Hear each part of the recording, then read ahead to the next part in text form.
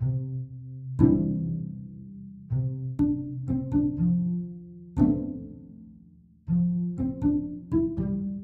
understood to get greater empathy, you had to learn the pains and claims specifically of the other side.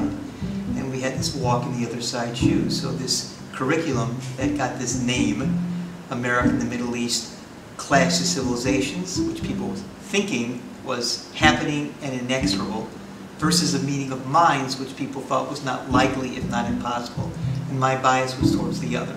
The lessons learned for the students begin even before they get their role and they start to immerse themselves playing somebody whose sides, pains, and claims they don't know. To the Palestinians, the Israelis, the Egyptians, and the Americans here today, thank you for giving me the opportunity to work with you. You said there's 3 different kinds of people involved in this. There are current students, there are alumni who have been through the course, and then there's faculty members. Like this, what do we want to say in our committee meetings? Like what sorts of positions should we have? What are our red lines?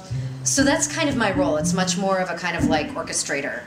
Why this kind of immersion really works. First, they study with real negotiators from Israel, from the Palestinian Authority, from the United States and other Arab states. They spend 6-7 weeks interacting with people who've had the experience as real-life negotiators. I don't think anyone of us here thinks that we're going to solve all the problems today. But there are things that we can do and we can offer you that will greatly benefit the Palestinian people and ease suffering. And that's a fact.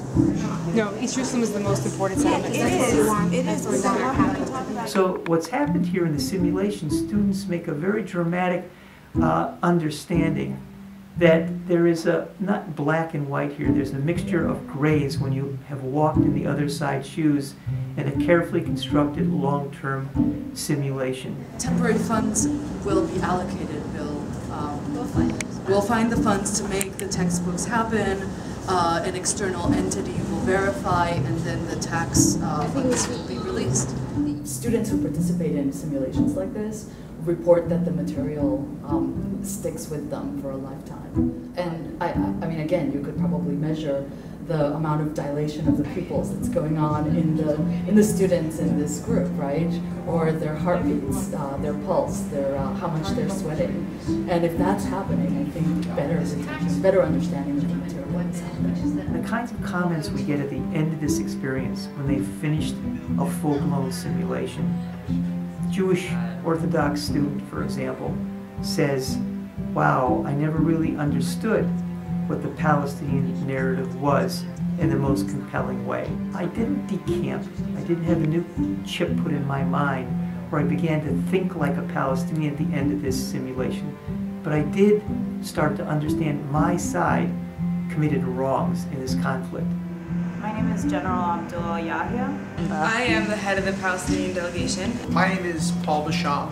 I've been a naval officer all my life. Hi, my name is Ghazan Khatib, and I am working to resolve the refugee issue with Israel.